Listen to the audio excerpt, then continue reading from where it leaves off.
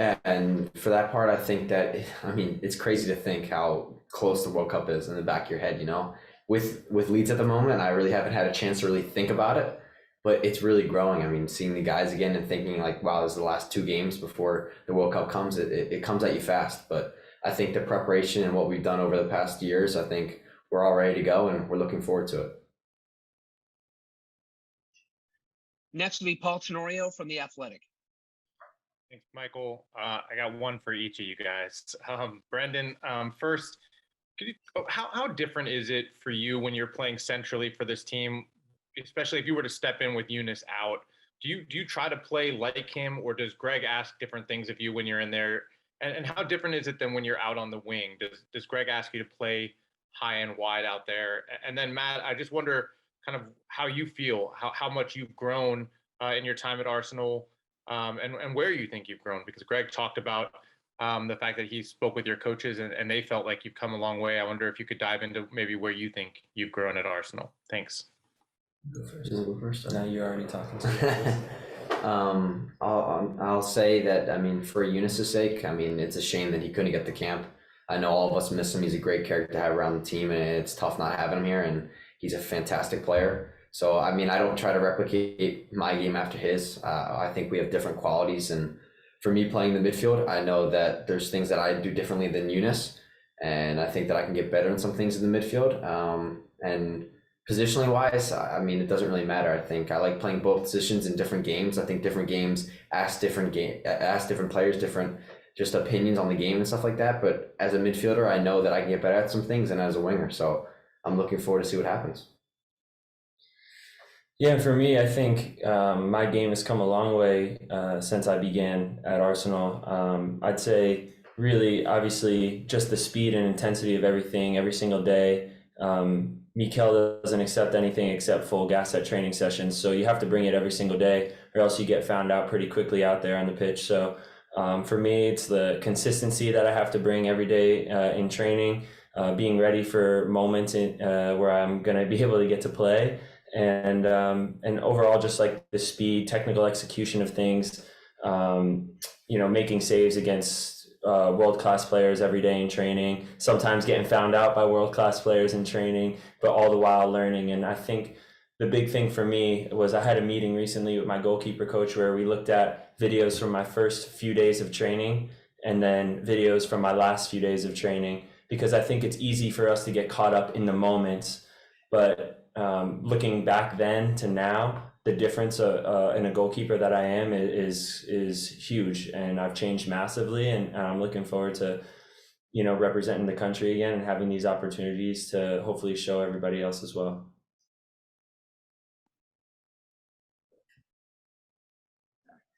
Next will be Jeff Carlisle from ESPN FC.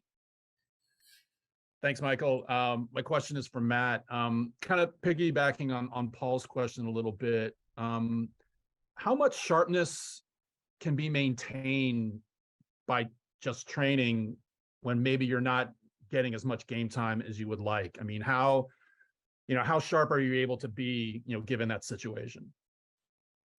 Depends on how you approach training, I'd say. If you're in it just to stroll about and you don't think that you can change your situation no matter what you do, then you'll lose a lot of that sharpness. But I don't know how much you know about me or my story, but that's not really the kind of way that I operate. Every single day I go to training, I'm going to try to get better, to try to learn and improve, and try to get myself onto the field. So if it depends on how you look at your situation and view your comfort levels. And for me, I want to continue to get better. I know that my ceiling has not yet been reached, and it's going to take some hard work, obviously some risky career moves at the end of the day. But if I want to get to where I want to get to, I need to get outside of my comfort zone a little bit, and that's going to help my sharpness every single day and my approach to the game in general.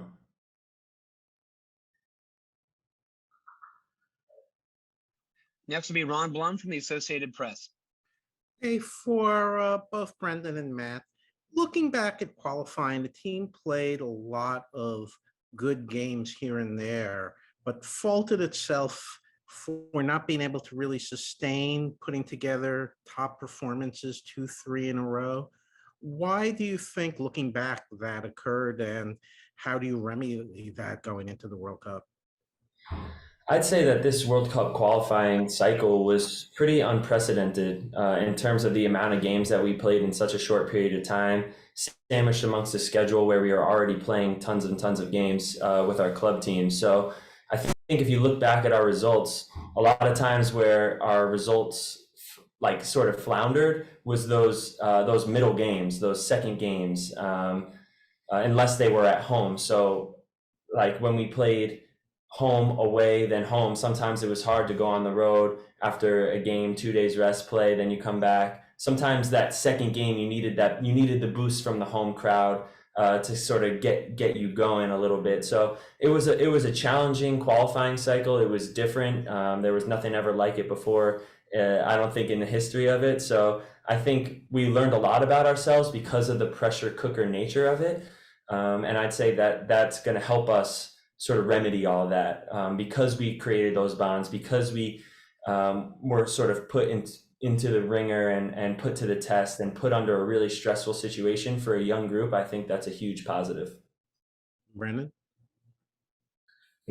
He answered that pretty well. Glad to say, but no, I mean, listen, I mean, it's a young group to begin with. I know a lot of I mean, it was my first time going through a qualification process, and it was a lot of the guys. I know Matt's too, but yeah, I mean, it was tough. It was challenging. Like you said, 3 game weeks, not going on a lot of rest. I mean, I was traveling from Europe, you're going through time changes. You're then going from Austin, Texas to El Salvador. There's so many little things that go into it. I know you kind of come up with things that you're complaining a little bit about it, but it's all factors, it's all factors and goes into the way that you play. And I think for me, the hardest part were these away games. I think it's something as a learning group where we have to take, and it's not going to be pretty sometimes, playing in El Salvador, playing in Jamaica, playing in these places. So it's almost like rolling up your sleeves and doing the dirty work. And I think that's something we can do better as a team. Next will be Daniel Chanona from Univision. Hi, Michael. Thank you very much. My question is for Matt. Matt, could you tell us how much your life has changed in the last 4 months? Now you are a father and you have the opportunity to play the UEFA Europa League. How are you feeling? Thank you for asking about that, because yeah, it has been a lot. Since the beginning of this year, really, it's been kind of a roller coaster. Obviously, sidelined with injury for 3 months, missing out on that last stage of the World Cup qualifying cycle was really challenging. I felt like I was a big part of the team, and to miss out on the celebration of it all was really, really hard. And then turn around and play that last round of games with the national team in June while my wife was already in London preparing to have a baby. My mind was elsewhere a little bit, and then obviously having our baby and then leaving to go to preseason with Arsenal in the US. It's been the first 6-7 months were really, really challenging, but I now feel like I've settled into a routine, settled into London really, really nicely. And I'm so grateful for my wife. She's been my rock through pretty much everything. The highs, the lows, the ups and downs. Like I said, I take training very seriously. So if I have an off day, she's there to pick me up. So yeah, she's a huge reason for my ability to sort of navigate through all this time, all the while being an amazing mother and helping raise our child. So yeah, it's been a lot. Playing in the Europa League was a nice box to tick, and I felt like after the first 5 minutes, I sort of settled into the game, and I felt really, really good about how I did. So sort of continue moving forward and focus on these 2 games. And then from there, we have 13 games between the end of this break and the World Cup. So busy times ahead. Next will be Henry Bushnell from Yahoo. Thanks, Michael. And actually, to follow up on that previous question a bit, but for both of you guys, for both Matt and Brenden, how is life in England in general? What type of stuff have you guys gotten to do or try away from the pitch? And there been any big adjustments? Yeah, I'll go first because mine's pretty it's different from that, I would say. I mean, I've been on the golf grind. I have a little bit of a golf plug right now. Yeah, I mean, I'm lucky because the area I am, there's like 5 golf courses, just different ones, and they're all over the place too. So it's been fun. I mean, also having Tyler there, it's been good. Like getting used to the area, being able to go get food together. You know, It must be nice. Yeah, Must be nice. Yeah, it definitely I'm changing diapers and he's out golfing and getting food with Tyler. It must be nice. Yeah, that's why I said it's a big difference. But yeah, no, it's good, and it's awesome country to begin with, and yeah, it's different, but it's awesome. You're learning different cultures, so yeah. Yeah, for me, I was pretty familiar with English culture because my days at Fairfield, probably from the time I started to the time I finished, I went to school with about a dozen or so English guys, many of whom are back in England. So I've been able to reconnect with old friends, which has been super, super nice. Obviously, a little closer to London, so a great restaurant scene. And I was able to also check out the Harry Potter world, so that was pretty cool too. So other than that, driving on the other side of the road, I found to be quite fun. And I still call them traffic circles and not roundabouts. That's very East Coast. Yeah. Next will be Leander Sherlockins. Hey, Brendan, question for you. This is your 3rd season in Europe, so I imagine you've gotten pretty used to the fall spring sort of rhythm. How disruptive does it feel to now have a World Cup in November? How much does that kind of change up just the rhythm and the cadence of your season on a club level and on a national team level? Yeah, I mean, this year when you look at it, you take a step back, it's like, wow, this is a crazy year with a lot of games, and it's just all kind of like just clumped in together, you know. So as a player, you know, I mean, you have to really look after yourself. You have to try to stay healthy as best you can, do everything you can to look after yourself, train more, and yeah, be ready for these kinds of things. But you know, I'm always a guy that I focus in the moment, you know, and I feel like that's what helped me get to where I am today. And I think that every single day I show up to training and do what I can to get better in that day. And so my focus is all on Leeds at the time, but now focus on national team, two games, getting the results that we need, and yeah, showing confidence, and then going to the World Cup. Next will be Megan Swanick from The Guardian. Hey guys, my question is somewhat similar to Henry's question. I'm curious if you could each just say a little bit about what it's been like being in the United Kingdom during the passing of Queen Elizabeth. It's been a hard time for a lot of people, actually. So I'm not sure like how I feel.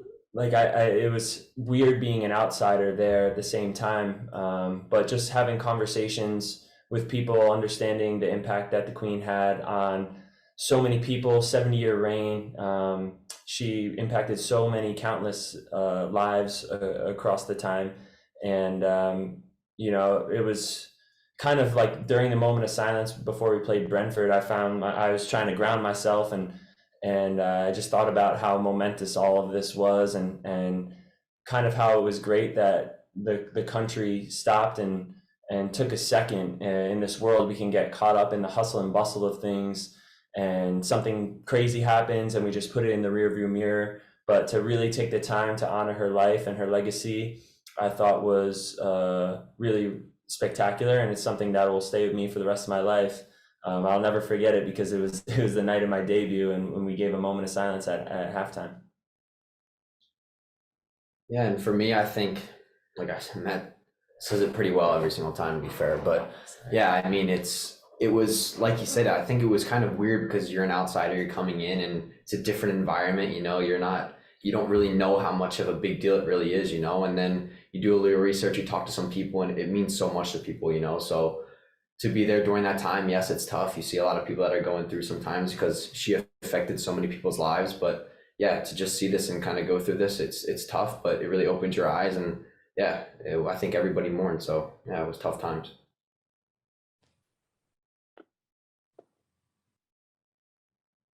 Next will be Sam Stayskull. Thanks, Michael. My question is for Matt. Matt, it's been, a little bit of a rotating cast of characters at center back over the last few windows, with guys getting hurt, different guys getting called up. Curious for you as a goalkeeper, how that semi lack of continuity affects things from an organization standpoint in front of you, especially with not much time to go before Qatar. Yeah, obviously you want things to be set in stone, just to be more and more comfortable, know players' tendencies. But I'd argue that with the way that this team is, the close-knit nature of our group, doesn't really matter who you slot in. You know what the expectation is, you know how they're supposed to play, you know each player's tendencies, because even though it has been a rotating cast of characters, overall, it's kind of been the same few guys. So you're used to, you know what to expect.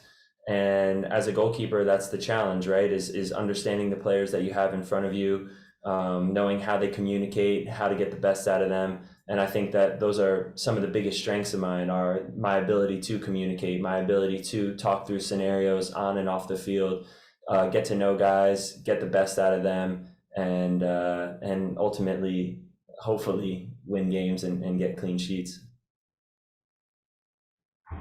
Next will be Ryan Talmadge from Goal.com.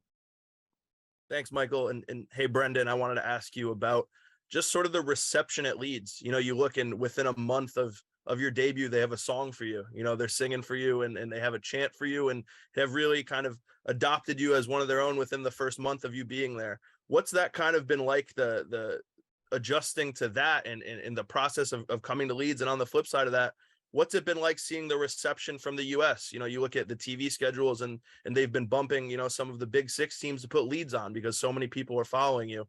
What's that kind of all been like, kind of living in that for the first month or 2 months since you've gotten there? Honestly, a whirlwind. Going in for preseason, you don't really know what to expect. You know, you're taking the next step, and you're kind of going in. You're like, oh, like, am I at this level sometimes? And then it's like ups and downs. But I think I had a good preseason, and it kind of just pushed into the normal season. And I think I was just able to just kind of click with the team, click with the coach, click with the players, and it felt like just a seamless fit for me. And then comes along the fans, and I feel like just off the bat, I'm really grateful for all the support that they've given me. They see how much I work and how much I'm willing to work for the team, and I'll always give 110%. And I think that they like that, and that's the kind of team we have. So that's also amazing to see. And I think that, yeah, I'm really grateful to be at Leeds, and I think everybody can see that I'm willing to work 110% and give everything I can to help the team win. And I just want to keep getting better and better, and yeah, become the best player I can be, and hopefully be a legend for the club at some point. We have time for a few more, and we'll continue with Jim Alexander. Thank you, Michael. Something I've always been curious about, and I want to get both of your perspectives on this. You know, you're playing the club's schedule, and now you're called in the national team, and now you've got a whole different set of teammates, and you know most of them because you're all in the national team pool. But how long does it take to really bond into a unit? Does it take hours, days, a week, what have you? And is there more urgency because of the fact that you've got a World Cup in the middle of your club schedules? I come into camp and I greet everybody as like, it's amazing seeing them. You know, I feel like it's just such a close-knit group. I get along with everybody here. You know, there's not one person that I don't tend to go towards. You know, everybody's just such a nice, I think the personalities here, I think that's what kind of brings it all together. Is he's done a good job of picking the guys that have great personalities and are willing to do it for the team too, you know? So I think that's just the way this team is. Everybody's willing to work for each other. And yeah, it's really special coming into camp and seeing a lot of these guys. And I think that's what makes this team a unit. Yeah, I'd say I touched on it a little bit, like when we were talking about the center backs, but yes, it's been rotating about who's starting, but in general, it's been sort of the same guys. And so it makes these transitions easier and easier. And you know, a lot of these guys went through that pressure cooker, went through that World Cup qualifying cycle, and all that does is bring us closer and closer together. And I think that this will be a good test for us because we have a few days to train in a game and followed by another game shortly thereafter. And with the way the World Cup is, you're not going to have that few weeks of time to get together and bond and connect and assimilate new personalities and faces into the group. It's really just like another game week. You sort of show up, train for a few days, and you're on the world's biggest stage. So I think this will be a great camp for us to sort of click into what that's going to be like. And I think, like Brenden said, it's a close-knit group, so I don't foresee it being a real big issue. We'll go to John Lupo from Vavel. This question is for both of you, really. Matt, you just mentioned that you're going to have a game against Japan and then a game soon after against Saudi Arabia. Do you feel like with the World Cup being so close, do you feel like that'll get you into a good rhythm for what you're going to face when you get into the World Cup? And also, if I could also ask, what is Greg's stress now that you've gotten into camp? What is Greg's stress now that these are the last two friendlies before the World Cup begins? Has he stressed anything different from, say, if these were a couple of months ago, or is it basically the same? Well, we haven't quite had our intro to camp meeting yet, so. But I'd say I think the message is clear, and it has been since we played those friendlies back in June. It's another opportunity for us to get out on the field against teams that are going to be playing in the World Cup, test ourselves against opponents from a different region that we don't often play against, and yeah, I think that's the big picture of this one is playing World Cup caliber teams, and getting together and creating those bonds still. And for me, I think that Greg does a great job with the intro to camps and what we want to do for the camp. But I also don't think he's going to treat it as any other camp. I don't think he wants to put pressure on anything. I think that he does a really good job of we're just going to play these two games. We're gonna do what we've done in all the rest of the games, and we're going to try to get the results that we want. And finally, that will transfer into going to the World Cup. So I don't think he's going to treat it as any differently.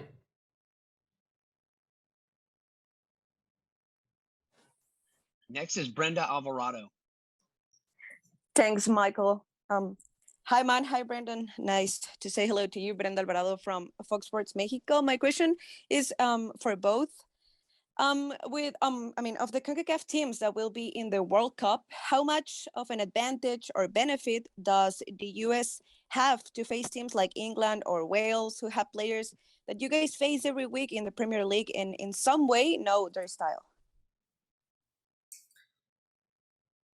I wouldn't say it's any more of an advantage than any other CONCACAF team. I think in our group, I think the average FIFA ranking is the lowest out of any group, something along those lines. So we're playing against tough physical teams, Wales and England with a lot of experience on their squads, good on set pieces, organized, games that will certainly be extremely challenging. And then an Iran team that hopefully playing, Morocco back in June, Saudi Arabia, Japan, teams from that region will give us a little bit of insight into what to expect in that game. So I think the World Cup can be the great equalizer, right? Like Germany won the World Cup and then didn't advance out of the group stage the next time. So anything can happen, and there's no real advantages or disadvantages. Yeah, I agree with Matt. I think that the World Cup's just a completely different playing field. I think that it's just, people go out there and you just see completely different performances. It's in the moment. It's the biggest stage in the world. I think that you don't really know what to expect, So I think that the games can go any way, but I feel like, the group is hard. I think any team that gets the World Cup is a great team. So it's definitely tough for every team that's in the World Cup. So I don't think we have any benefits. As usual, Matt has done his homework based on average FIFA ranking. We are in the toughest group in the 2022 FIFA World Cup. Last question comes from Andrew Jones. Thank you, Michael. Matt, first, congratulations again on you being a father. And I want to ask you, just facing off against Sahiro Tamayasu, your club teammate at Arsenal, as well as also if you have any funny Mikel Arteta story for how intense he is. And Brenden, for you, had a chance to talk to your brother at the CONCACAF in the 20s and how he said his grandma, he gave a tear to her with how he performed. Your whole thoughts about how he performed in that tournament, as well as the fun conversation you and Tyler may have had with Christian after getting that win against him. You can go first. For my brother, I'm proud of everything that he's accomplished so far in his career. I know we've had a little bit of a different path, but I think he's on the right path, and I think that he's going to end up having a fantastic career. With the U20 CONCACAF, I was at home at the time, and I was able to watch every game, and I thought his performances were outstanding. I think it showed what kind of quality he has as a player. I think he's a goal scorer. You know, you can see it. A lot of people can see this, and he's a creator. So it just was a glimpse of what he can do. And yeah, going to what we were talking about after. I mean, you could probably guess it by now after the Leeds game. Me, Christian, and Tyler were talking about golf and getting out. So that's what we were talking about after the game. Yeah, I'm really looking forward to getting to play against Super Tamiyasu. It's gonna be he's just like such a great person. He's such a great guy to be around. You know, we eat meals together from time to time. I'll see him in the locker room, say, "Hey, Tommy, let's go get some food," and he's always down for that. So he's just like an 8 out of 10 person. You know what you're gonna get from him every single day. He brings a great bite and intensity into training, and then he loves to have a little bit of a laugh off of it. So I'm really looking forward to getting to match up against him in the game on Friday. And then the boss, the gaffer, he's a great person to be around. He cares so deeply for the club and for each player that's on the roster, and that's really, really nice to be around. I don't know if I have any particularly funny stories, but I do remember one of my first training sessions. I gave the ball, like we were playing like a small possession game, and it was really, really tight, and I tried to make a pass and I gave the ball away, and I sort of visually like got frustrated and upset, and he just came up to me and shoved me, and basically was like, "I don't want to see that. I don't like seeing that reaction. Like, I want to see you like pick yourself up and keep going." And I think that really set the tone for my mentality within the club, and just to keep going no matter what. If you fail, that's all right. What matters is how you react, not about the failure in itself. So that was a really nice moment. Thank you, Brenden. Thank you, Matt, and to everyone for joining us this afternoon. We'll be back the same time tomorrow with Jesus Ferreira and Walker Zimmerman. Have a good rest of your day. Thank you. Thanks, guys.